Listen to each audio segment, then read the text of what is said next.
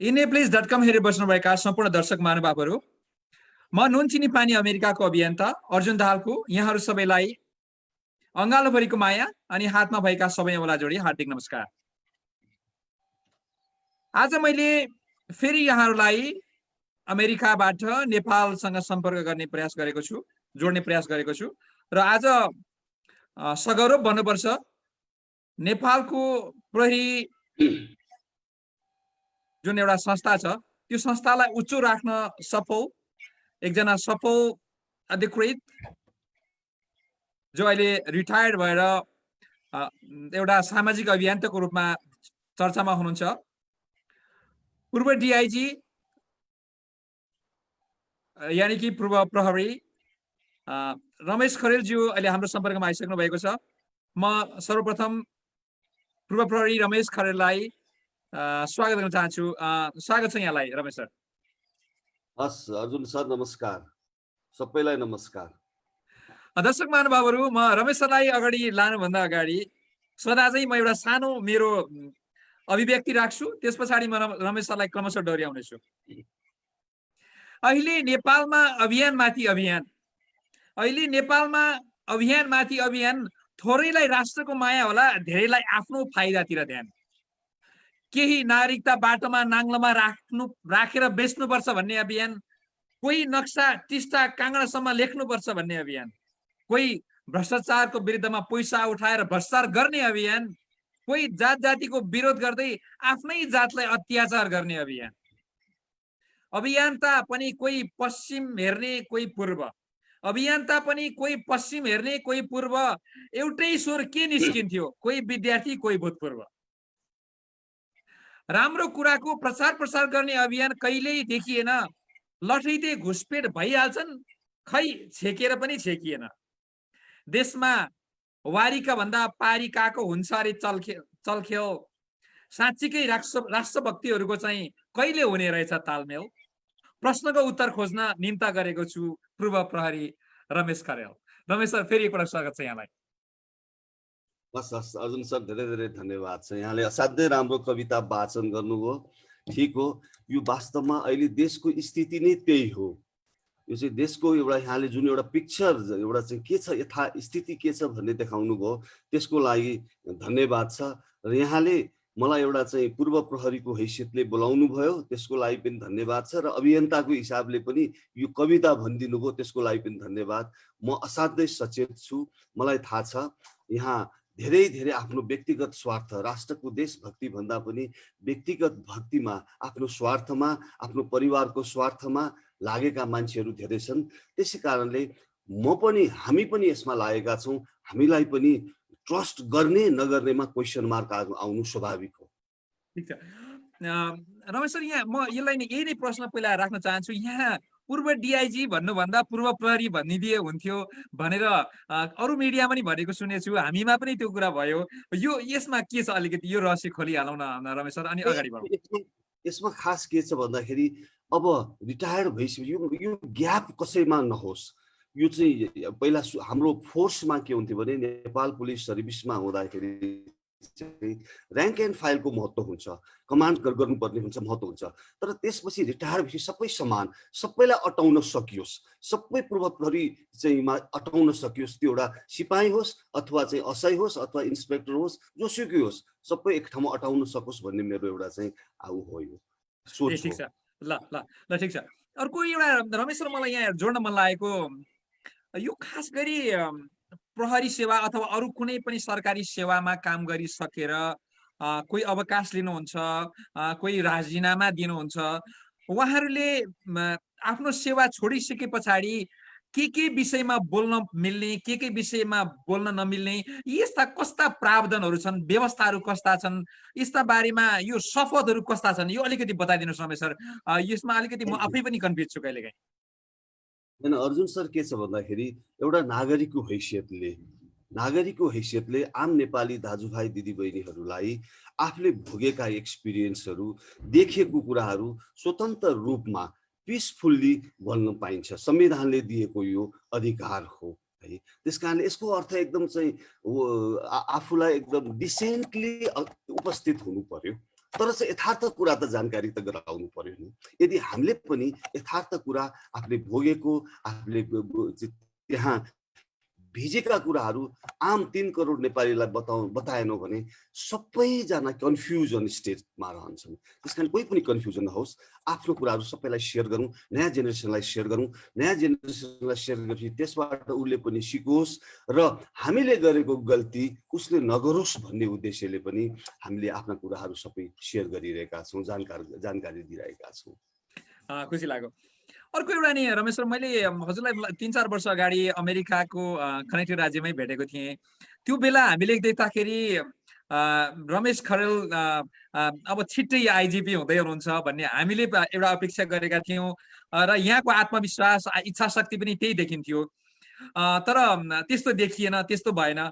त्यो ठ्याक्कै भएको चाहिँ के हो? त्यो चलखेललाई छोटकरीमा सठिक रूपमा सिधाको सिधा बताइदिनुहोस् रमेश सर। अनि हामी म अर्जुन सर, म दिमागले बोल्दिनँ, म चाहिँ के त भन्दाखेरि हार्टबाट बोल्छु। मेरो बानी नै यही हो है। म त तपाईँले नै भन्नुभयो, तपाईँले 3 करोड नेपालीले फिल गरेका कुरा हुन् है। म त हिजो पनि एउटा चाहिँ यो भिडियो कन्फरेन्समा मलाई चाहिँ अभि के गरिएको थियो भने पूर्व महानिरीक्षक प्रहरीको चिफ भनेर चाहिँ उ गरिएको थियो क्या, त्यहाँ उद्घोषण गरिएको थियो। मैले पनि म पूर्व प्रहरीको चिफ होइन, म सिपाही हुँ है। यसको अर्थ के हुन्छ भने 3 करोड नेपालीले त चाहेकै हो नि रमेश खरेललाई चाहेकै हो। तर के त भने यहाँ अहिलेका चाहिँ लिडरसिप हेर्नुहोस् त, कस्ता पापी लोभी पापीहरू छन्, नातावाद कृतवादमा लागेका छन्। अनि बेला बेलामा ब्रिफकेस चाहिँ रमाइरहेका छन्। ब्रिफकेसमा रमाउनेहरूले त यो स्पष्ट वक्ता, रुल अफ ल मान्ने रमेश खरेल, त्यो क्यारेक्टर है, मलाई भनेको होइन, यो क्यारेक्टर रुल अफ ललाई चाहिँ फलो गर्ने क्यारेक्टर, कानुनी राज्य, इम्प्युनिटीको अन्त्य होस् भन्ने क्यारेक्टर, एउटा चाहिँ ट्रान्सपेरेन्सी क्यारेक्टर, कसैलाई नछोड्ने क्यारेक्टरलाई त उनीहरूले कहाँ चाहन्छन् र है। उहाँहरूले त रुचाउँदैनन्। त्यस कारणले मलाई चाहिँ यी पापी, म त भन्छु यी पापी नेतृत्व वर्ग जो चाहिँ यो चाहिँ एउटा नेक्ससमा रमाइरहेका छन्, दलालहरूसँग रमाइरहेका छन्, तस्करहरूसँग रमाइरहेका छन्, अपराधीहरूसँग रमाइरहेका छन्, यस्ता चाहिँ नेक्ससमा रहेका नेताहरूले रमेश खरेल जस्तो क्यारेक्टरलाई उसले चाहँदैन। म मात्र भिक्टिम होइन, अझ हेर्दै जानुहोस् कति रमेश खरेलहरू कति भिक्टिम हुन्छन्, हेर्दै जाने होला। पुलिस फोर्स मात्र होइन, अरू प्रोफेसनमा पनि यो हुन्छ। आफूले प्रहरी सेवामा जुन एउटा नितान्त राष्ट्रको लागि सेवा गरियो, अब आफूले त्यो गरेको एउटा आफ्नो एउटा आत्मसम्मान कुनै ठाउँमा अलिकति अन्तमा आएर एउटा बिन्दुमा आएपछि अलिकति गिरेको महसुस गर्नुभयो? अलिक कता कता दुःख लाग्छ रमेश सर? होइन, डेफिनेटली हेर्नुहोस्, मैले त के भन्दाखेरि दुःख त नलाग्ने लागिहाल्छ नि। 29 वर्षसम्मको मेहनत, तपस्या, लास्टमा अपराधिक मेन्टालिटीका चाहिँ यी चाहिँ हाम्रा चाहिँ नेताहरूबाट, पोलिटिकल नेताहरूले के त भने चलखेलको हिसाबमा, षड्यन्त्रको हिसाबमा, स्ट्राटेजिकल्ली मलाई 27 वर्षसम्म सधैँ 1 नम्बरमा भएको मान्छेलाई 2 नम्बरमा लगेर दुःख लाग्छ। दुःख त डेफिनेट लाग्छ। के गरौँ, त्यो ठाउँमा पुगेर चेन्ज ल्याउने मेरो इच्छा थियो। डे 1 देखि नै त्यही इच्छा थियो। त्यहाँ भित्र भएको त्यो पुलिसमा भएको लिडरले गर्ने बदमासीलाई चाहिँ एउटा पर्दाफास गर्ने मेरो इच्छा थियो। त्यो लिडरसिपमा गएको पुलिसले चाहिँ के त भन्दाखेरि आफ्ना चाहिँ आफ्नो सबअर्डिनेटिङ अफिसर्सहरूलाई गरेको एक्सप्लोइटेसन मैले पारदर्शी ढङ्गबाट 3 करोड नेपालीलाई देखाउने मेरो रहर थियो, जमर्को थियो। र जो चाहिँ प्रोटेक्टेड छन् अपराधीहरू, मैले लिस्टै बनाएको थिएँ। ती प्रोटेक्टेड अपराधीहरू, प्रोटेक्टेड तस्करहरूलाई चाहिँ कानुनको दायरामा ल्याउने मैले एउटा चाहिँ रोड म्यापै बनाएको थिएँ। त्यो गर्न नपाउँदाखेरि दुःख लागेको छ, त्योभन्दा दुःख लाग्छ। तर आफ्नो सेल्फ स्टिममा कहिले पनि कम्प्रोमाइज हुँदैन अर्जुन सर, सेल्फ स्टिमसँग कम्प्रोमाइज हुँदैन। त्यसैले मैले यो सरकारलाई, यो बेमान सरकारलाई, जो चाहिँ नातावाद, कृपावाद, भ्रष्टाचारमा विश्वास गर्छ, अनियमिततामा विश्वास गर्छ, यो सरकारलाई मैले रेस्पोन्ड गरेको, रियाक्ट गरेको होइन, रेस्पोन्ड गरेको, राजीनामा दिएर रेस्पोन्ड गरेको। सरकार, यी बेमानी काम अब उपरान्त नगर है, तिमी कसैलाई पनि यसरी भिक्टिम नबनाऊ। 29 वर्षको उसको त्याग तपस्यालाई तिम्रो एउटा चाहिँ सनकको भरमा, तिम्रो अपराधिकसँगको चाहिँ नेक्ससको भरमा अन्याय नगर, पाप नगर भनेर मैले रेस्पोन्ड गरेको हुँ राजीनामा दिएर। रमेश सर, अहिले यहाँले भर्खरै भन्नुभयो नि एउटा लिस्ट नै बनाएको थिएँ, कसरी प्रहरीलाई सच्याउने, कसरी अन्य भ्रष्टाचारीहरूलाई एकपछि अर्को चाहिँ एउटा ट्र्याकमा ल्याउने भनेर बनाउनु भएको भन्नुभयो। अनि अघि मैले प्रश्न सुरुमा गरेको थिएँ, आफ्नो सेवाबाट निस्किसकेपछि पनि त्यो लिस्ट त यहाँको छँदैछ नि, प्रहरीमा एक्टिभली पो गर्न सकिएन त। तर जुन भ्रष्टाचार गर्नेहरूको एउटा त्यो लिस्ट त यहाँसँग अहिले पनि छ नि। उहाँहरूलाई चाहिँ अब अहिले बाहिर निस्किएर के गर्न सकिन्छ, यहाँको के छ योजना? अहिले बाहिर बसेर मैले उहाँहरूलाई चाहिँ के त भन्दाखेरि आम जनतालाई सचेत गराइरहेका छौँ। हामीले हाम्रो नेपाल सुशासन अभियान थ्रु जानकारी गराइरहेका छौँ, सचेत गराइरहेका छौँ र आम नेपाली दाजुभाइ 3 करोड नेपालीलाई भनेका छौँ, आफ्नो भ्रमलाई चाहिँ तपाईँहरूले चाहिँ बन्धक नबनाउनुहोस् है, बन्धक नबनाउनुहोस्, आफूले देखेको कुरा स्पष्ट बोल्नुहोस्। त्यसरी सचेत गराउने काम मात्र अहिले चाहिँ भएको छ। यी सबै लिस्ट मेरो दिमागमा छ, मेरो दिमागमा लेखेर राखेको छु। कहिले पनि नमेटिने गरेर, अन्तिमसम्म नमेटिने गरेर यी तत्त्वहरूलाई, जसले क्यान्सर हुन्, देशका क्यान्सरहरूलाई कुन बेला मैले मौका पाउँछु यिनीहरूलाई चाहिँ अपरेसन गरेर चाहिँ फ्याल्छु भन्ने हिसाबले दिमागमा लेखेर राखिरहेको छु। ठिक छ रमेश सर, अर्को एउटा नि खास गरी अब अलिकति प्रहरी क्षेत्रकै थोरै कुरा गरौँ, त्यस पछाडि बाहिर निस्कौँला। प्रहरी भित्रै पनि एउटा सामान्य कर्मचारी, सामान्य अधिकृतले पनि आफ्नो क्षमताभन्दा बढी आर्थिक गतिविधि गरेको देखिएको छ। त्यो त यहाँ आफू डिएसपी रहँदाखेरि पनि त्यो देखियो। त्यो अवस्थालाई चाहिँ कसरी सुधार गर्न सकिन्छ, के छ? अब बाहिर बसेर उहाँहरूलाई चाहिँ के सल्लाह दिन चाहनुहुन्छ तपाईँ?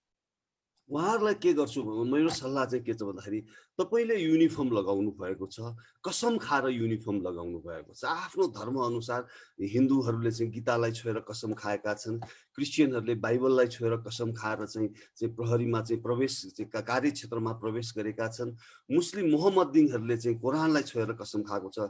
आफ्नो धर्मलाई कसम जुन ओथ लिएर जानुभएको छ त्यो अनुसारै काम गर्नुहोस्, कम्प्रोमाइज नगर्नुहोस्। यस्ता तस्करहरूसँग कम्प्रोमाइज, अपराधीसँग कम्प्रोमाइज नगर्नुहोस्, त्यसैमा तपाईँको भलो छ। तर दुर्भाग्य के छ भन्दाखेरि यो देशमा, हाम्रो नेपालमा सोर्स नै के छ भन्दाखेरि सबभन्दा ठुलो माथिको मुहान नै के छ, पल्युटेड छ, एकदम पोइजनस छ। त्यसले गर्दाखेरि मुहान फोहोर भएपछि तल त त्यो फोहोर भइहाल्छ नि। सरकारै असाध्यै आक्रमणीय छ, भ्रष्टाचारको दलदलमा फसेको छ। त्यसपछि त्यसको त साइड इफेक्ट त एउटा सब गभर्मेन्ट हुने, सब सिस्टम नेपाल प्रहरीमा त त्यसको असर त परिहाल्छ। तर पनि यति भनिरहँदा पनि म मेरा नेपाल प्रहरीका अहिले जो कार्यरत हुनुहुन्छ, जो चाहिँ इमान्दार हुनुहुन्छ, इन्टिग्रिटी हाई छ, प्लिज कम्प्रोमाइज तपाईँहरू नगर्नुहोस् है, बरु छोडिदिनुहोस्, राजीनामा दिएर जानुहोस्। कम्प्रोमाइज गर्नुपर्ने अवस्था छ भने राजीनामा दिएर जानुहोस्, आउनुहोस्, बाहिर आउनुहोस्, पिसफुल्ली बरु एउटा व्यापार गर्नुहोस्। मनी मेकिङतिर नलाग्नुहोस्, तपाईँ मनी अर्निङतिर लाग्नुहोस्। तपाईँहरू हेर्नुहोस्, अमेरिकामा बस्नु भएको छ, म अमेरिकामा 2 पटक आएँ, मैले धेरै इन्टरेक्सन गरेको छु। तपाईँहरूको कति टफ लाइफ छ, तपाईँहरूले मनी मेकिङ गरिरहनु भएको छैन, तपाईँहरूले अर्निङ गरिरहनु भएको छ, मेहनतको पसिना तपाईँहरूले गरिरहनु भएको छ। त्यसरी नै आउनुहोस्। नेपाल प्रहरीको मात्र होइन, जो ओहदामा हुनुहुन्छ, जो अथोरिटीमा हुनुहुन्छ, प्लिज नेपाल आमाको रगत नचुस्नुहोस् तपाईँहरूले। यो पाप लाग्छ, सन्तानसम्म यसको देखिन्छ। तपाईँलाई 3 करोड नेपालीले शराब छन्। यसकारणले म त तपाईँले सोध्नुभयो नेपाल प्रहरी मात्र होइन, सबै प्रोफेसनमा अथोरिटीमा भएको मान्छेलाई भन्छु, जसरी तपाईँले कसम खाएर त्यहाँ चाहिँ सर्भिसमा जानु भएको छ, त्यो कसमलाई चाहिँ धोका नदिनुहोस्, 3 करोड नेपालीलाई धोका नदिनुहोस्। ठिक छ रमेश सर, अर्को एउटा साधारण प्रश्न नि, रमेश खरेलको सर्वेन्द्र खनालसँग कहिले काहीँ कुरा हुन्छ हुँदैन? यहाँको राजीनामापछि कुरा हुन्छ हुँदैन? मेरो हेर्नुहोस्, मेरो के छ भन्दाखेरि मेरो एउटा बानी नराम्रो पनि हुन सक्छ। मैले जो मान्छे चाहिँ अपराधी, खुराफाती चाहिँ षड्यन्त्रमा लाग्ने मान्छेसँग मेरो सम्पर्क हुँदैन। म कोहीसँग पनि सम्पर्क गर्दिनँ। अर्जुनजी, तपाईँको पनि हिस्ट्री सिट त्यस्तै देख्यो भने तपाईँसँग पनि म सम्पर्क गर्दिनँ। र म पनि मेरो हिस्ट्री सिट त्यस्तो छ भने कृपया जसले सुनिरहनु भएको छ मसँग सम्पर्क नगर्नुहोस्। त्यस्तो व्यक्तिहरूसँग जो चाहिँ राम्रो छ, अनेस्ट छ, इन्टिग्रिटी हाई छ, त्यस्तो मान्छेसँग मात्र सङ्गत गर्नुहोस्। त्यस्तो मान्छेसँग सङ्गत गर्दाखेरि पोजिटिभ भाइब्स आउँछ र तपाईँले नेसनलाई केही कन्ट्रिब्युट गर्न सक्नुहुन्छ। अब यहाँ मैले अब सर्वेन्द्र खनाल भनेको नेपालमा पूर्व आइजिपी हुनुहुन्छ। उहाँ के अरे सार्वजनिक व्यक्तित्व नै हो। उहाँको विषयमा छलफल गर्नु अन्यथा नहोला मलाई लाग्छ। उहाँ अहिले पछिल्लो एउटा जुन काण्डमा फस्नुभयो, त्यो काण्डमा फस्दा व्यक्तिगत रूपमा उहाँले के गर्नुहुन्छ, व्यक्तिगत रूपमा अपराधी हुनुहोला, बेठिक हुनुहोला, ठिक हुनुहोला, त्यो जनताले जजमेन्ट गर्छ, उहाँको परिवारले जजमेन्ट गर्ला। तर एउटा जनताको एउटा एउटा संस्था, प्रहरी संस्थाको आइजिपी भएको एउटा सम्मानित व्यक्तिले जस्ता गतिविधिहरूमा उहाँ फस्नुभयो, यसमा तपाईँको के टिप्पणी छ रमेश सर? यो के छ भन्दाखेरि यो चाहिँ जो मान्छे त्यो बानी बसिसकेका हुन्छ नि, जो मान्छेलाई चाहिँ यो षड्यन्त्र गर्ने बानी बस्या हुन्छ, जो भ्रष्टाचार गर्ने बानी बस्या हुन्छ, जो चाहिँ यस्तै यस्तै कन्स्पिरेसीमा विश्वास गर्ने बानी के हुन्छ, त्यो नै त्यसको ह्याबिट भइसकेका हुन्छ क्या। त्यो नै त्यसको भ्याल्यु सिस्टम हुन्छ र त्यो नै त्यस्तो डेस्टिनेसन हुन्छ। ठिक छ, नेपाल यस्तो देश भयो कि यस्तै मान्छेलाई चाहिँ यसो हेर्दाखेरि ऊ सक्सेस भएको जस्तो देखिन्छ। यस्तै मान्छे जो चाहिँ चाकरी गर्छ, जो चाहिँ ब्रिफकेस, मैले खालि एकजना उहाँको मात्र गर्न खोजे होइन, सबै सेक्टरका मान्छे है, यो सबै सेक्टरका मान्छे जो यस्तोमा इन्भल्भ छ हाम्रो देशमा, हाम्रो देशको कन्टेक्स्टमा उनीहरूको यसो भलाइ भएको जस्तो देखिन्छ, सक्सेस भएको जस्तो देखिन्छ हामीले हेर्दाखेरि। तर उहाँहरू सेटिस्फाइड हुनुहुन्न, उहाँहरूलाई पिरोलिरहेछ, आफूले आफूलाई ढाक्न सकिँदैन। उहाँहरू यस्ता क्यारेक्टरका मान्छे दिनको 100 ताल मर्छन्, दिनको 100 ताल मर्छन्, आफैले आफैलाई तिनीहरू प्रताडित भइरहेका हुन्छन् है। तर तपाईँ हामी जो इमानदार मान्छे जिन्दगीमा 1 ताल मर्छ, बेमान मान्छे दिनको 100 ताल मर्छ। हेर्दै जानु होला है, हिस्ट्री सिट पनि हेर्नु होला। यहाँहरूलाई त म भन्छु, अमेरिकामा बसेको दाजुभाइ दिदीबहिनीहरू, नेपाल प्रहरीका एक्सहरू धेरै छन् त्यहाँ के अरे अमेरिकामा अहिले सेटल गर्नुभएका, उहाँहरूसँग पनि सोध्नु होला, हिस्ट्री सिट पनि हेर्नु होला, सुरुदेखि डे वानदेखिको हेर्नु होला। अनि तपाईँहरू आफै जज गर्नुहोस्। तपाईँहरू जज गर्न सक्ने हैसियत तपाईँहरूमा छ, अत्यन्त सचेत हुनुहुन्छ, यहाँहरू बुझेको हुनुहुन्छ, पढेको लेखेको हुन्छ, आफै जज गर्नुहोस्। मैले जज गर्दाखेरि त म बायस्ड भए जस्तो देखिन्छ, म जज गर्दिनँ, जज गर्ने जिम्मा यहाँहरूकै हो। ठिक छ रमेश, यहाँ अर्को एउटा मैले जोड्न खोजेकै छैन। सर्वेन्द्र खनाल एउटा पात्रको कुरा नगरौँ, आइजिपी भएर रिटायर्ड भइसके पछाडि अहिले रमेश खरेल आफ्नो डिआइजीबाट निस्किनु भयो, अहिले सामाजिक अभियन्ताको काम गरिरहनु भएको छ। सर्वेन्द्र खनाल अथवा अर्को एक्सवाइजी जोसुकै चाहिँ एउटा पात्र होस्, आइजिपी भएर अथवा एउटा राम्रो अहोदामा पुगेर रिटायर भइसके पछाडि उनी स्वतन्त्र रूपमा गर्ने गतिविधि, अपराधिक गतिविधि त गर्नु भएन, तर स्वतन्त्र रूपमा गर्ने गतिविधिहरू, त्यो नेताको चाकरी गरोस् अथवा अर्को चाहिँ जस्तो सुकै काम गरे पनि ऊ स्वतन्त्र त छ नि, होइन रमेश सर? एकदम एकदम गरे हुन्छ। मैले पनि ह्याबिटै भइसकेपछि त हैन यो गर्ने। म एउटा कुरा, एउटा भनाइ एउटा छ क्या हैन, एउटा भनाइ के छ भने, keep your oats positive because your oats becomes your के त भन्दाखेरि behaviour. Keep your behaviour positive, your behavior becomes your values, keep your values positive, your values becomes your destiny भन्छ क्या है। त्यो त्यस्तो गर्ने अधिकार सबैलाई छ, गरे हुन्छ, व्यक्तिगत आफ्नो स्वतन्त्रता छ। तर मेरो भनाइ के छ भन्दाखेरि, त्यस्तो मान्छेहरू जोसुकै होस् है, उहाँलाई मात्र मैले भन्न खोजेँ, यस्ता पर्सनालिटीहरू यो नगरिकन एडिक्टेड भइसकेका हुन्छ क्या। त्यो एडिक्सनले गर्दाखेरि उहाँहरूले त्यो गरिरहनु पर्छ। जेमा राम्रो जे छ उहाँहरूको ह्याबिट, जेमा बसेको छ त्यो उहाँहरूले गरिरहनुहुन्छ। उहाँहरूको स्वतन्त्रताका कुराहरू, उहाँहरू जानुहोस्, अगाडि बढ्नुहोस्, केही छैन त्यसमा, मेरो भन्नु केही छैन, उहाँको अधिकारको कुरा हो। रमेश, यसै यो एकदम खुलेर स्पष्ट भनिरहँदाखेरि, बडो विश्वासका साथ कुरा गरिरहँदाखेरि, यत्रो 29 वर्षको लामो यो चाहिँ जीवनकालमा, आफ्नो सेवाको जीवनकालमा आफूले पनि कतै कतै काहीँ बिगारियो होला, काहीँ कतै चिप्लियो होला, काहीँ कतै चाहिँ नराम्रो गतिविधिमा संलग्न भइयो कि भनेर काहीँ केही डर लाग्दैन रमेश सर? त्यो यो आत्मविश्वास त्यसरी नै आउँछ? मैले हेर्नुहोस्, यो आत्मविश्वास भने जो मान्छे राइट ट्र्याकमा छन् उसलाई एकदम यो आत्मविश्वास आउँछ, उसलाई सेल्फ कन्फिडेन्ट हुन्छ ऊ है।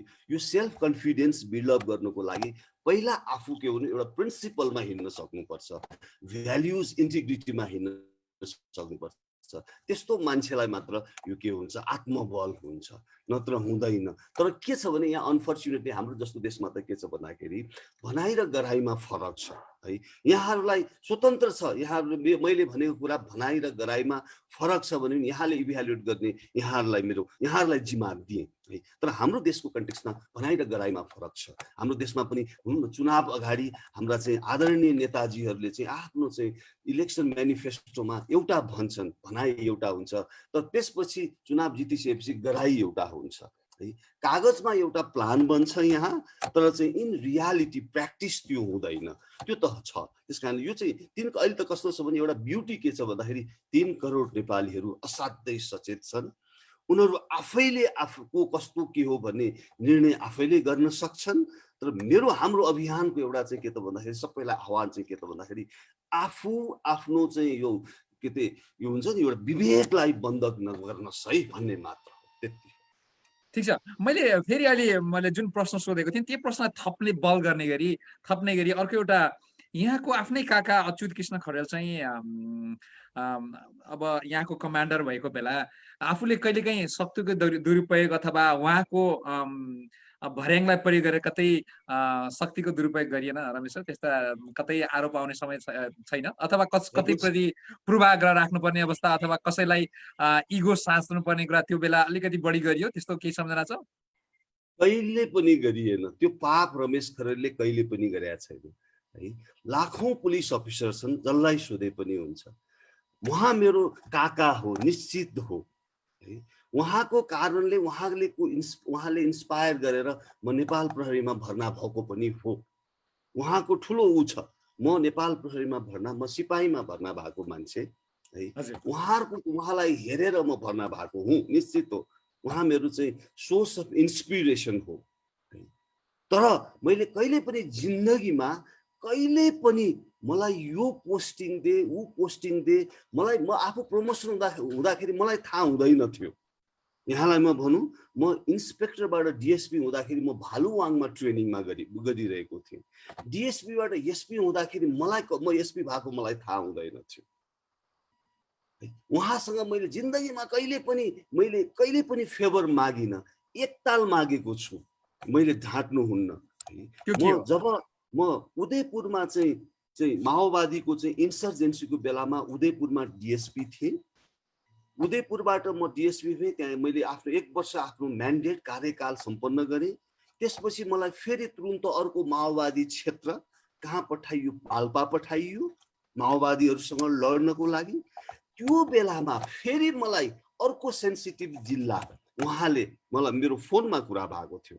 उहाँले मलाई के भन्नु पर्यो, अब रमेश उता लमजुङ अलिकति समस्या छ, माओवादीहरूको अलिकति चाहिँ ऊ छ, त्यहाँ जानु पर्यो त भनेर उहाँले मलाई त भन्नुभयो। त मलाई अहिले पनि त भन्नुहुन्छ है। भनेपछि मैले के भने काका मेरो श्रीमती 2 जीवको छ, अहिले 2 जीवको श्रीमती छ। मेरो छोरी त्यो बेलामा पेटमा थियो, 2 जीवको छ। मेरो श्रीमतीको डेलिभरी भइसकेपछि मलाई जहाँ पठाउनुहोस् म जान्छु भनेपछि ल भनेर उहाँले फोन राखिदिनु भयो। त्यो बेलामा म डिएसपी मेरो सरुवा कहाँ भयो, काठमाडौँमा भयो। मेरो श्रीमतीको सबै काम सिद्धेपछि फेरि मेरो सरुवा कहाँ भयो, गोर्खा जस्तो सेन्सिटिभ ठाउँमा, माओइस्ट प्रोन एरिया 2057 सालमा मेरो फेरि त्यहाँ सरुवा भयो। त्यस कारणले मैले कहिले पनि कसैको फेभर लिन। यो म एकदम चाहिँ छाती खोलेर म एकदम आत्मविश्वासका साथ भन्न सक्छु। बरु तपाईहरुले सोधिहाल्नु भयो, त्यसपछि उहाँ रिटायर्ड भइसकेपछि चाहिँ म सिराहामा एसपी थिएँ। सिराहामा एसपी करिब 1 वर्ष कम्प्लिट भइसकेपछि तत्कालीन आइजिपीलाई म फेरि आइजिपी भन्दा यो चेन अफ कमान्ड भन्दा माथि म कहिले पनि गइन मेरो पोस्टिङको लागि। अहिले त सिपाही हलदार हुनको लागि पनि नेताका चाकरी गर्छन्। अहिले त नयाँ राजकुमारहरू जन्मिएका छन् नेपालमा है। नयाँ राजकुमारहरू, पहिला त एकजना पारस हुनुहुन्थ्यो, अहिले त नयाँ सयौं राजकुमारहरू छन् है। राजकुमार छन्, महारानीहरू छन् है, दौडिन्थे। मैले त्यो बेलामा चाहिँ सिराहाबाट चाहिँ मैले के भनेको थिएँ तत्कालीन आइजिपीलाई, सर मलाई हनुमान ढोका मलाई दिनुस्, म हनुमान ढोकामा काम गरेर देखाउँछु भन्दाखेरि म हेरौँला भन्नुभयो, उहाँले केही पनि भन्नु भएन। त्यसपछि मलाई के भयो, मलाई रिक्वेस्ट गरेर सिराहाबाट कहाँ पठाइयो, कास्की जिल्ला पठाइयो। मैले कुनै पनि पोस्टिङ अहिलेसम्म कुनै पनि पोस्टिङमा मैले कसैलाई चाहिँ मैले मागेको छैन। यो कसैले त्यो मैले मागेको भने त्यो एकताल थियो, तर मलाई सिराहाबाट कास्की पठाइयो।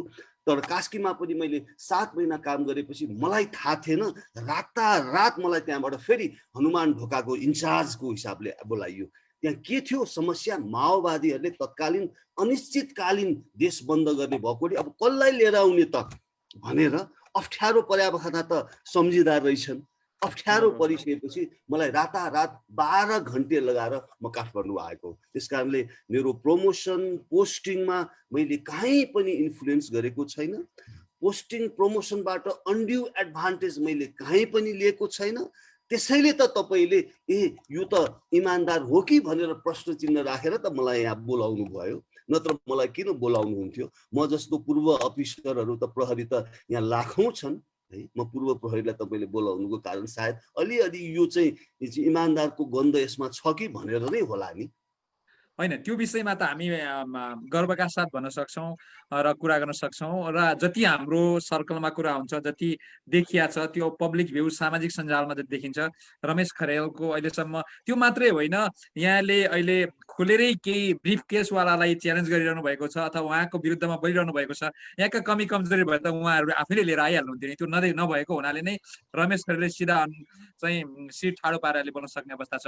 म त्यो जानुभन्दा अगाडि यहाँ राजकुमारको कुरा आइरहँदाखेरि, एकजना राजकुमार जो अहिले जीवित हुनुहुन्न, उहाँ राजकुमारको प्रत्यक्ष फोनको कारणले यहाँको आइजिपी हुने सम्भावना टरेको भन्ने मैले कतै सुनेको छु। यो के अर्थ छ यसमा रमेश सर? छ त्यो मैले एकताल चाहिँ मेरो एउटा इन्टरभ्यूमा पनि बोलेको थिएँ है। उहाँको राजकुमारको चाहिँ स्वर्गवास होस्, वैकुण्ठवास होस् है, यसमा चाहिँ मेरो चाहिँ भगवानसँग प्रार्थना छ। उहाँ एयरपोर्टमा हुनुहुन्थ्यो। अब हामी त नेपाल प्रहरीका त चाकडी लम्पसारवादहरू के छन् भन्ने कुरा यहाँहरूलाई मैले नाम खोलेरै भन्नु पर्दैन हैन। लम्पसारवादहरूले के गरे, यस्ता राजकुमारहरूलाई के गरे, सिडेन्टरी लाइफस्टाइल सिकाए चाकडी गरेर है। बेलुका खाना बोलाउने, मासु खुवाउने, रक्सी खुवाउने, ब्ला ब्ला ब्ला सिडेन्टरी लाइफस्टाइल सिकाए है। अनि उनीहरू त्यसैमा, यस्ता राजकुमारहरू त्यसैमा रमाइरहेका छन्। यही सिलसिलामा उहाँले राजकुमारले एयरपोर्टबाट उहाँको चाहिँ महाराजालाई है के भन्नुभयो, फोन कनेक्ट गराएर त्यो बेलाको तत्कालीन गृह मन्त्रीलाई के भन्न लगाउनु भयो भने, ल यो चाहिँ यो अब रमेश खरेललाई 1 नम्बरमा छ, 27 वर्षसम्म 1 नम्बरमा छ, उसलाई डिआइजी बनाउँदाखेरि 1 नम्बर कुनै पनि हालतमा नबनाउनु भनेर महाराज त्यहाँबाट चाहिँ ब्याङ्कक उड्नु भयो। 1 दिनपछि रमेश खरेल त उता हुनुहुन्थ्यो, उहाँ के त भन्छ युनाइटेड नेसन्समा हुनुहुन्थ्यो त्यो बेलामा। अनि उहाँ उड्नु भयो। रमेश खरेललाई के गरियो, 2 नम्बरमा प्रमोसन डिआइजी बनाइयो। मैले त कुरा बुझिसकेका थिएँ, तर मेरो त्यो बेलामा के थियो भन्दाखेरि 2 दिनपछि नेपाल आउने यो RNR भन्छ, रेस्ट एन्ड रिक्युपरेसन भन्छ युनाइटेड नेसन्सको, 42 दिन काम गरेपछि 2 हप्ता बाहिर जानै पर्ने हुन्छ बिदामा। त्यो चाहिँ त्यस बेला नेपालमा म आथे र तत्कालीन गृह मन्त्री हुनुहुन्थ्यो जनार्दन शर्मा। जनार्दन शर्माजीलाई मैले गएँ, भेटेँ। मलाई सबैले म भेट्न मन थिएन, भेटेपछि मैले उहाँलाई पहिलो प्रश्न, गृह मन्त्रीज्यू तपाईले मलाई 2 नम्बर किन गर्नु भएको? म सधैँ 1 नम्बर मान्छे, 2 नम्बर किन गर्नु भएको थियो नि? उहाँले मलाई भन्नुभएको, खरेलजी तपाई जस्तै म पनि सिपाही हुँ, सिपाहीले कमान्डरको आदेश मान्छ, मैले मेरो कमान्डरको आदेश मानेर तपाईलाई 2 नम्बर बनाएको हो, त्यसकारणले 2 नम्बर बनाए, तर तपाई प्रति म पोजिटिभ छु भन्नुभयो। उहाँको भाषा यही हो। तर मैले के भने, कमान्डरको आदेश इलिगल अर्डर आदेश त सिपाहीले मान्नु हुँदैन। इलिगल अर्डर मान्ने सिपाही होइन। आफ्नो ब्रह्म प्रयोग गर्नुहुन्छ मन्त्रीज्यू। ल नमस्कार गरे, म हिँडे। त्यसपछि ठीक छ, भागको त्यति नै हो। त्यसमा उहाँ मात्र इन्भल्भ छैनन्। फेरि यहाँलाई फेरि म भन्छु, सोधिहाल्नुभयो। त्यसपछि अर्को महारानी हुनुहुन्थ्यो, तत्कालीन प्रधानमन्त्रीजीको श्रीमती महारानी है, महारानी है। त्यो तत्कालीन प्रधानमन्त्रीजी हुनुहुन्थ्यो शेरबहादुर देउवा। यस्ता महारानीहरूको पनि के हुन्छ, बिकी हुन्छ। त्यसपछि प्रधानमन्त्रीज्यूका अर्का साला, अर्को राजा रे, यस्ता दलालहरू पनि बेमानहरू राजा। अनि त्यसमाथि कर्मचारीमा तत्कालीन गृहमन्त्री भनेको लम्पसारवाद, गृह सचिव लम्पसारवाद, तत्कालीन आइजिपी नेपाल पुलिसको आइजिपी अर्को लम्पसारवाद, ढुङ्गा जस्तो बोल्न नसक्ने, यो त हुँदैन नि, यो त अन्याय हुन्छ, यो गर्न मिल्दैन भन्न नसक्नेहरूको के भयो हाबी भएपछि यस्ता पर्सनालिटीहरू के गर्छु चेन्ज एजेन्टहरू के हुन्छ उहाँहरू भिक्टिमाइज हुन्छ। अझ कति भिक्टिमाइज हुन्छ हेर्दै जानु होला। दर्शक महानुभावहरू, म फेरि पनि गर्वका साथ भन्न सक्छु, रमेश खरेलले जुन आँट र हिम्मतका साथ अहिले विशेष गरेर प्रहरी क्षेत्रमा, त्यसै गरी नेपालमा कर्मचारी क्षेत्रमा नेताहरूमा हुने विकृतिको बारेमा खुलेर बोलिरहनु भएको छ, मलाई खुसी लाग्छ। यो बिचमा अर्को एउटा प्रसङ्ग कोट्याउन मलाई मन लागेको रमेश सर, हाम्रो नवराज सिलवाल सर पनि यस्तै विवादमा हुनुहुन्थ्यो। उहाँ एक दिन अगाडिसम्म प्रहरीको लिस्टमा, रेड लिस्टमा हुनुहुन्थ्यो, पक्राउ पूर्जीमा हुनुहुन्थ्यो। सरकार परिवर्तन हुने बित्तिकै उहाँ चाहिँ फेरि एकाएक फेरि दानवबाट भगवान हुनुभयो। यस्तो पनि प्रहरीहरूमा यस्तो पनि हुन्छ? यो चाहिँ कसरी त्यो डकुमेन्ट चाहिँ कसरी नोलाई यसलाई नो बनाइन्छ रमेश सर? यो अलिकति यो प्रक्रिया बताइदिनुहोस् न, त्यो यसलाई नो बनाउने प्रक्रिया के हो?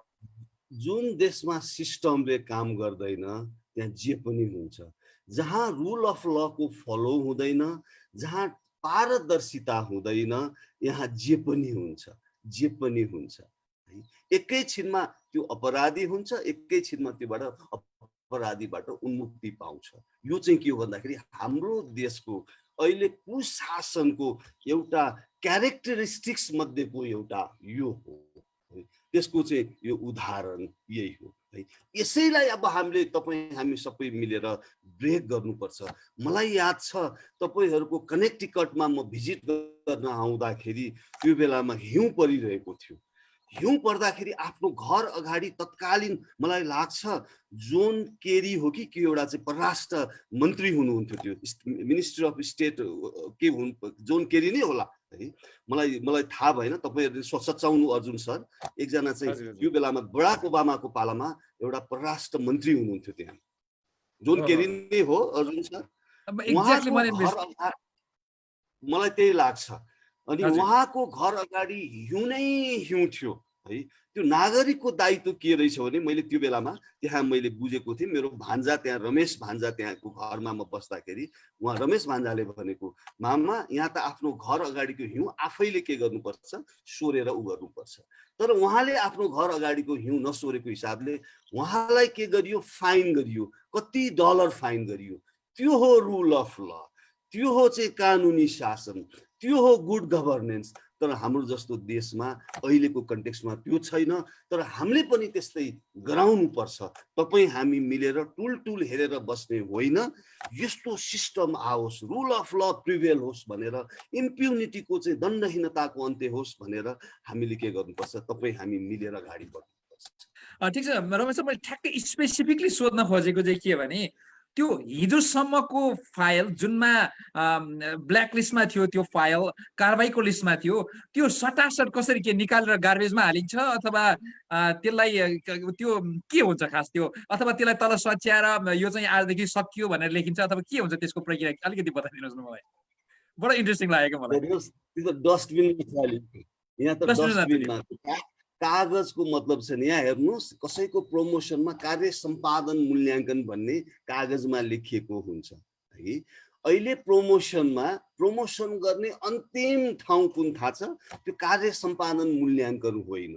जान्छ सम्माननीय प्रधानमन्त्रीको क्वार्टरमा जान्छ, उहाँले चाहिँ मसीले टिक लगाउनुहुन्छ, योलाई प्रमोसन गर्नुहोस् भनेपछि अनि कार्य सम्पादन मूल्याङ्कनमा त्यही अनुसार भरिन्छ। यो खाली एउटा चाहिँ नेपाल प्रहरीको मैले यहाँलाई बताएँ, यो सबै ठाउँमा यस्तै छ है, सबै ठाउँमा यो रोग छ। त्यसकारणले त्यो तपाईको आजको कागज डस्टबिनमा जानु, फेरि अर्को कागज बन्नु, यहाँ कुनै ठुलो कुरा हो। ठिक छ रमेश सर, अब यी त प्रविधिका कुराहरू र यहाँका अनुभवका कुराहरू अलिकति जोडेँ मैले। अब अहिले यहाँ चाहिँ अब सामाजिक अभियन्ता हुनुहुन्छ, देशमा सरकारले गरेका नराम्रा गतिविधिहरूलाई विरुद्ध आवाज उठाइरहनु भएको छ। अहिले सरकारले गरेका गतिविधि भन्दा नि अब त सरकार नै धरापमा जस्तो देखिन्छ।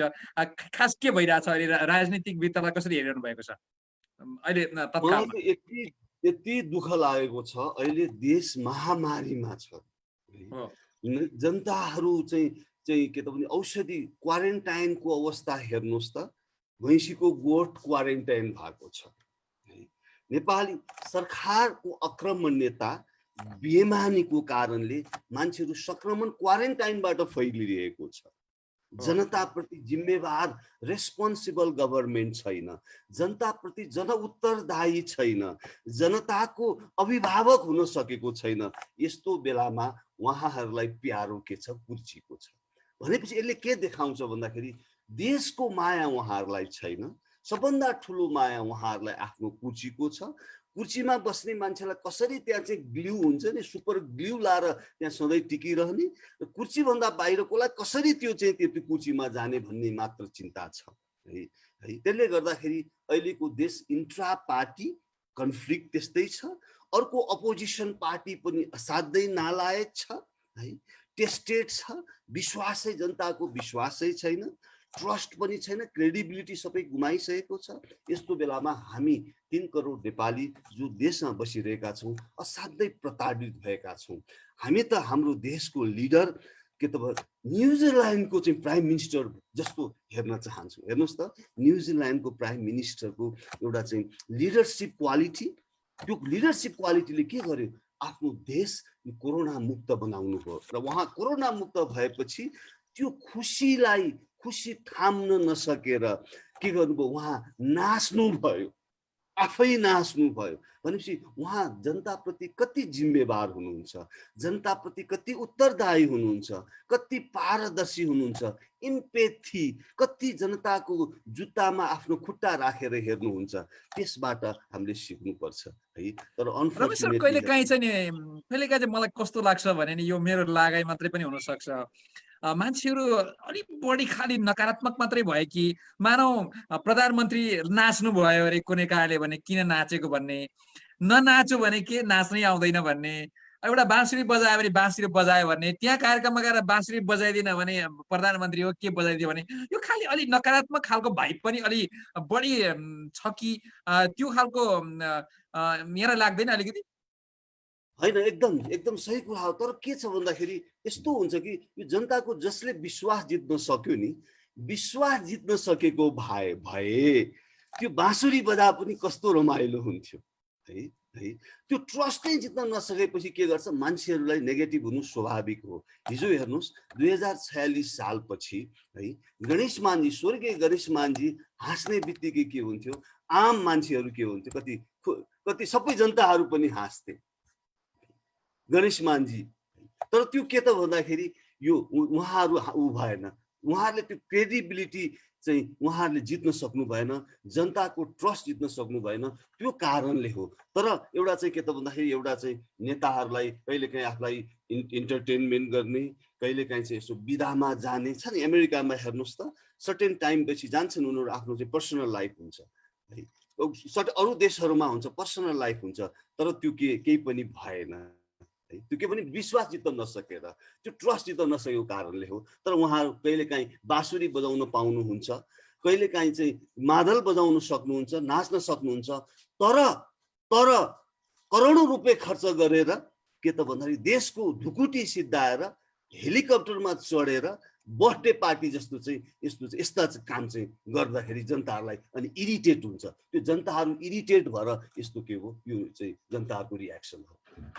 ठिक छ रमेश सर, म फेरि जोड्छु। यहाँ एउटा प्रश्न आएको छ, मलाई प्रविधिमा सहयोग गर्ने ज्ञानु श्रेष्ठज्यूले प्रश्न अगाडि राखिदिनु भएको छ स्क्रिनमा।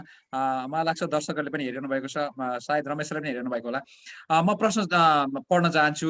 रामचन्द्र रेग्मीले प्रश्न गर्नु भएको छ। रमेश खरेलज्यूलाई मेरो आग्रह, हिजो यहाँले प्रहरी पेसामा इमान्दारपूर्वक संलग्न रही न्यायोचित सेवा दिनुभएको कुरा सर्वविदित छ। मेरो विदेशी भूमिमा बाध्यताकारी परिस्थिति र जिम्मेवारीलाई केही समय विदेशमा बसिन तापनि मेरो जन्मभूमिमा देखा परेको विसङ्गति र विकृतिले म सधैँ चिन्तित भइरहन्छु। हिजो आइजिपी जस्तो पेसामा रहेको प्रहरीबाट रिटायर्ड भएको भोलिपल्ट मानव तस्करमा संलग्न हुनुहुन्छ। निर्मला पन्त जस्तो हजारौं बालिकाहरूलाई बलात्कार पछिको हत्यालाई प्रहरीबाट नै नष्ट गरिन्छ भने मेरो आग्रह रमेश सर, नेपालका प्रहरीबाट कहिले निर्धक्क भएर मेरो प्रहरीबाट मैले न्यायिक शान्ति सुरक्षाको अनुमति हुने वातावरण सिर्जना हुन्छ?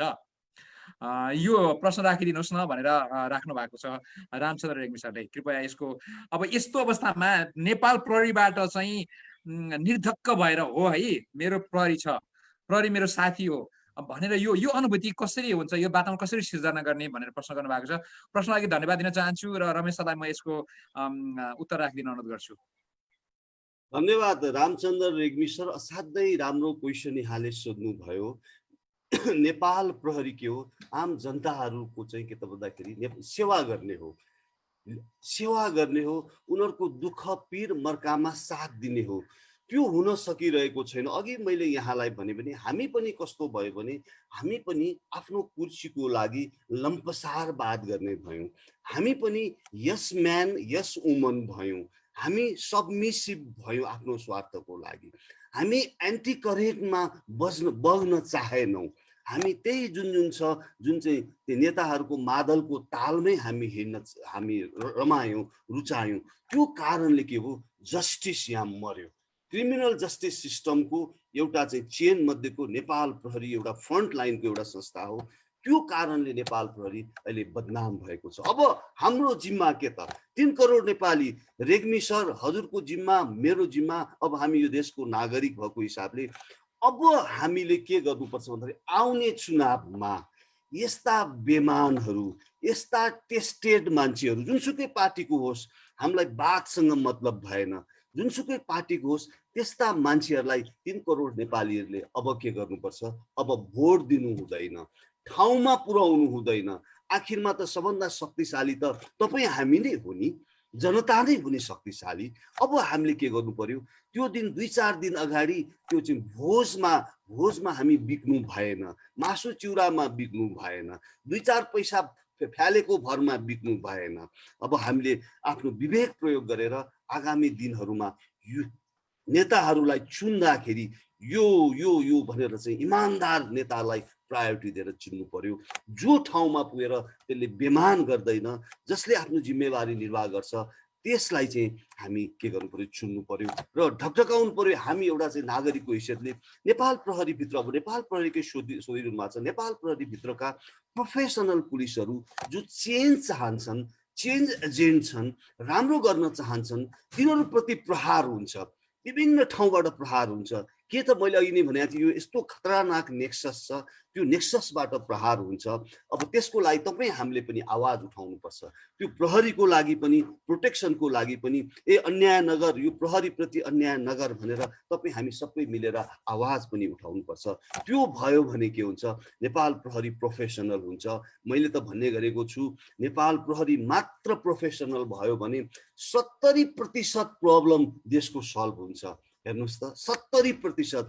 यो मेरो 29 वर्षको अनुभव मैले यहाँलाई सेयर गरेको हो। अब रेग्मी सर, तपाईँ हामी मिलौँ, अगाडि बढौँ र चाहिँ आफ्नो एउटा नागरिकको जिम्मेवारी हामी निर्वाह गरौँ। हस्, थ्याङ्क यू।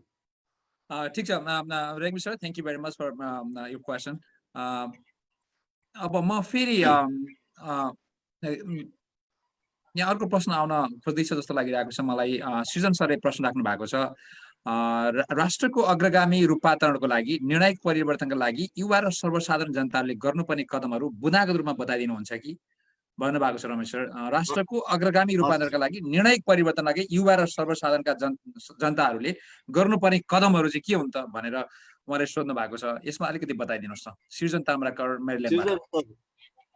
मेरील्यान्डबाट सृजन ताम्राकार सरले सोध्नुभयो। मलाई लाग्छ अर्जुन सर, अब हाम्रो चाहिँ समय पनि सिद्धिनला होला। यो सृजन सरलाई म के गर्छु, युवाहरूले अहिले हेर्नुहोस् त, अहिले के छ, इनफ इज इनफका युवाहरू बाहिर सडकमा सो स्फूर्त निस्केका छन्। उनीहरू के निस्केका छन् भन्दाखेरि, उनीहरू के भनेका छन्, उनीहरूको आवाज के छ भन्दाखेरि, तपाईँहरूलाई त झन् म नेपालमा बस्ने भन्दा तपाईँहरूलाई बढी नेपालको बारेमा थाहा हुन्छ। किन भन्दाखेरि विदेशमा बस्ने नेपाली दाजुभाइ दिदीबहिनीहरू फिजिकल्ली विदेशमा हुनुहुन्छ तर मेन्टल्ली तपाईँ सधैँ नेपालमा हुनुहुन्छ। नेपालको यहाँ तपाईहरूले असाध्यै माया गर्नुहुन्छ, त्यो मैले धेरै ठाउँमा इन्टरेक्सन गरेर पाएको छु। अब युवाहरूले के गर्नु पर्यो भने, अघि पनि मैले भने युवाहरू मर्सिनरिज जस्तो भएर बस्नु भएन, कसैको आफ्नो स्वार्थमा युवाहरू लाग्नु भएन। अब यो के त भन्दाखेरि देशभक्तिले चाहिँ हुन्छ, देशलाई कसरी चाहिँ अगाडि बढाउने भनेर युवाहरू, राम्रा राम्रा युवाहरू, सबै 77 जिल्लाका युवाहरू, विदेशमा भएका युवा युवतीहरू अब एउटा नेटवर्किङ चाहिँ बनाउनु पर्यो। नेटवर्किङ बनाएर के गर्ने त भन्दाखेरि नेपालमा भएका विसङ्गति विकृतिहरू विरुद्ध संविधानले दिएको अधिकार प्रयोग गरेर अगाडि बढ्नुपर्छ, पिसफुल्ली अगाडि बढ्नुपर्छ। र हामी पहिला चेन्ज हुनुपर्छ है। हामी चेन्ज चाहने मान्छेहरू पहिला चेन्ज भएर अरूलाई चेन्ज गराउनुपर्छ। आफू एक्जाम्पलरी हुनु पर्यो, आफू सही ठाउँमा हिँड्नु पर्यो, इन्टिग्रिटी हाई हुनु पर्यो, भ्याल्युजमा हिँड्नु पर्यो, अनि त्यसपछि अरूलाई पनि दोहोऱ्याउनु पर्यो। त्यो चाहिँ अहिले खाँचो हामी युवाहरूमा छ। हामी युवाहरू सबै, अब म पनि यहाँहरूसँग युवाहरूसँग जोडिएको हिसाबले म पनि आफूलाई युवा भन्न ठान्छु, किनभने एटिट्युड म्याटर्स है। एटिट्युड चाहिँ मेरो चाहिँ यदि हेल्दी एटिट्युड छ भने तपाईँ के 93 वर्षको मान्छे पनि न्युयोर्क म्याराथन कुद्न सक्छ। त्यस कारणले एटिट्युड म्याटर्स है, त्यो चाहिँ एज फरक पर्छ। सृजन सर, प्रश्नको लागि धन्यवाद, हामी आभारी छौँ। रमेश सर, अब लगभग अन्त्यतिर जाउँ। अब नेपालको यो नि 2/3 सरकार पनि कुन बेला ढल्छ जस्तो हुन्छ। अब यहाँहरू जस्ता प्रहरी अधिकृतहरूलाई गलत्याइन्छ, सही ठाउँमा जान दिँदैन, भ्रष्टाचार जतासुकै चाहिँ बढै छ।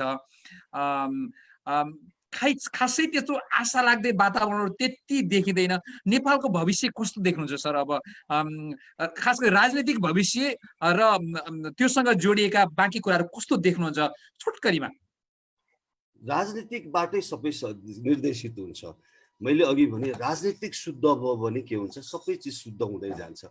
कसैले पनि आँट गर्न सक्दैन। सम्माननीय प्रधानमन्त्रीज्यू साँच्चीकै एउटा चाहिँ इमानदार हुनुभयो भने उहाँले आफ्नो बुटलाई संरक्षण गर्ने भन्न चाहिँ भ्रष्टाचार गर्दिन र भ्रष्टाचार पनि सहदिन भन्ने, त्यही बेला ओम्नी काण्ड पनि हुने, के त भने जग्गा प्रकरण पनि हुने, वाइट बडी पनि हुने, सेक्युरिटी प्रिन्टिङ प्रेस कमिसनका कुरा पनि हुने, र आफ्ना मान्छेले गरेको सबै ठिक, अरूले गरेको बेठिक भन्ने प्रवृत्तिबाट के हुनुपर्छ, हट्नुपर्छ। अहिले हेर्नुहोस्, करप्सन इज र्याम्पेन्ट। अहिले असारे बजेट सिद्धाउने नाममा गाउँ गाउँमा है, यी गाउँ गाउँमा चाहिँ राजनीतिक कार्यकर्ताहरू, बेमानहरू सबै छैन। बेमानहरू के छन्, कागजमा चाहिँ विकास भएको छ तर फिल्डमा केही पनि भएको छैन, बाँडेर खाइरहेका छन् है।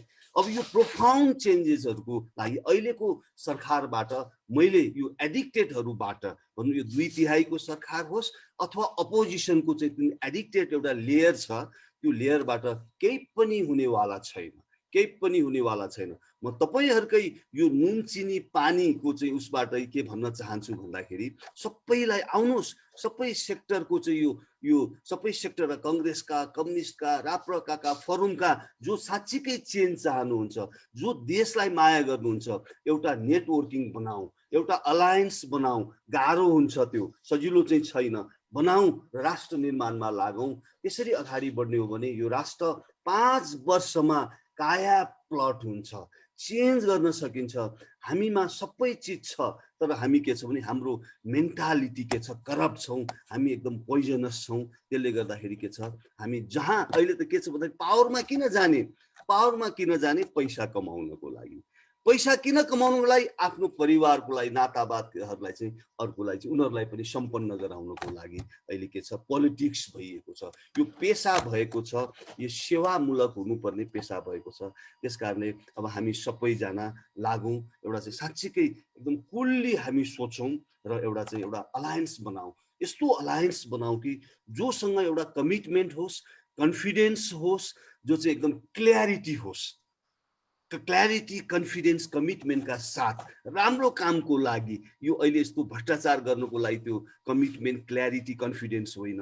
राम्रो काम, सदाचार गर्नको लागि त्यो क्ल्यारिटी, कन्फिडेन्स र कमिटमेन्टका साथ अगाडि बढौं, हामी चेन्ज गर्न सक्छौं। र म सबैलाई अनुरोध पनि गर्न चाहन्छु। ल ठीक छ रमेश सर, अन्तिममा अब यहाँले अहिलेसम्म भनेका कुराहरूलाई समष्टिमा बोल्दा अब रमेश खरेलको ठ्याक्कै देखिने गरी प्रस्थान कस्तो रहन्छ, अब कस्तो के स्टेप चाल्नुहुन्छ रमेश खरेलले?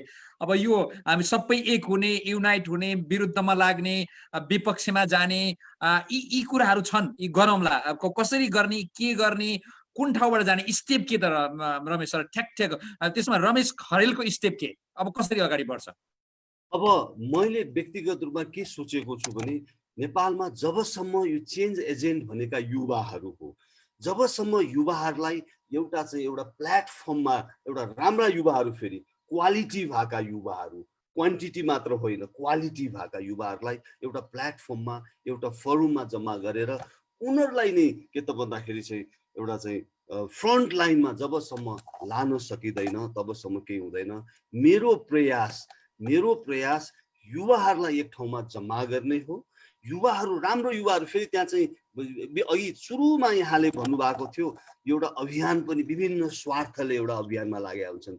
कोही अभियान विदेशमा बस्ने नेपालीहरूको पैसा खानको लागि गरिरहेका हुन्छन्, कोही अभियान विदेशी शक्तिबाट सञ्चालित भएको हुन्छ, कोही अभियान कुन पावर सेन्टरबाट सञ्चालित भएको हुन्छ। त्यो हिसाबले होइन, राष्ट्रलाई माया गर्ने युवाहरूलाई चाहिँ म एउटा जुटाउने प्रयास गर्छु।